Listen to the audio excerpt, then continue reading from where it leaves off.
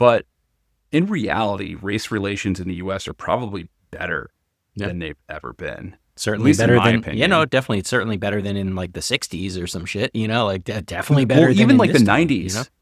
Even the 90s. Yeah. The 90s were way worse. I mean, at this point, the race 90s relations were than 30 they are years now. ago. So yeah. Yeah. But, and I'm just, in terms of just like, if you're a white boy walking into the hood, like you would get your ass kicked. Now it's fun. Like, I feel pretty safe going into most neighborhoods. Bad areas. Yeah. I mean, I wouldn't be, I'm not delusional. Right. I wouldn't be walking around Brownsville with like, with your money a bunch out of cash on me. Yeah.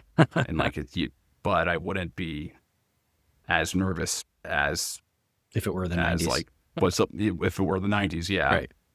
But, to pull this back, I mean, this was kind of like people believe that this potential wave of violence was being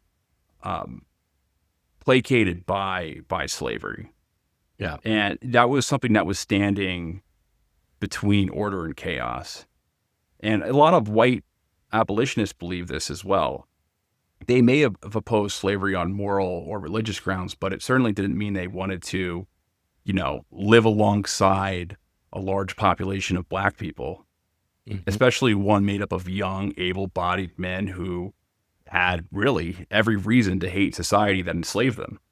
And you kind of see it too, like, in the 1960s, just going back to like kind of modern day, like, you get like hardcore Black Panthers in the 1960s. Yeah.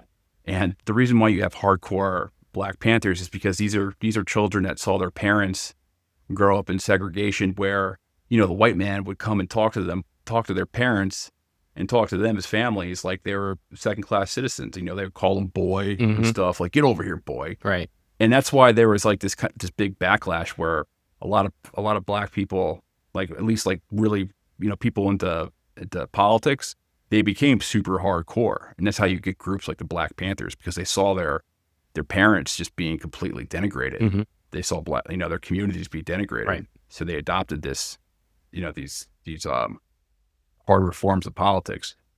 Now, and there was, and just to pull this back, there was also a fear of white mob violence against blacks if they were freed. Right.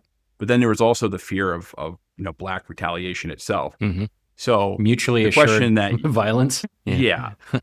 Yeah. Like the fear, there was a fear that there could be a race war. Right. And that obviously wouldn't be good. So they asked, they were asking questions like, what happens when 4 million people who have been brutalized for generations, like what happens when they're no longer essentially, have an overseer on their back? You know what I mean? Right. What if they want justice? Like, what if they want revenge? Right. They saw this as a huge risk.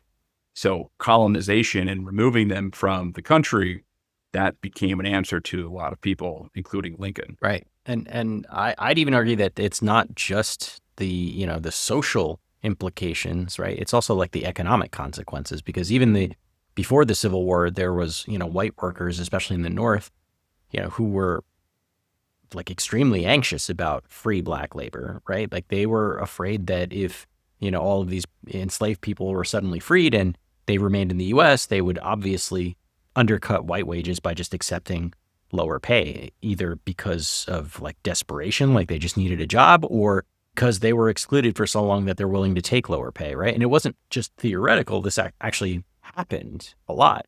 In northern cities like New York and Philadelphia and Cincinnati, there were pretty much full-on race riots that broke out in the 1830s and 50s when black workers were seen as like strike breakers or willing to work for less. So, you had these unioned groups of white men, at these jobs, and then the boss just ends up hiring a bunch of, free black people because they're ready and willing to work right now, So it creates a lot of economic tension there too. A lot of white laborers, including Irish immigrants, they formed mobs to attack black neighborhoods or force black workers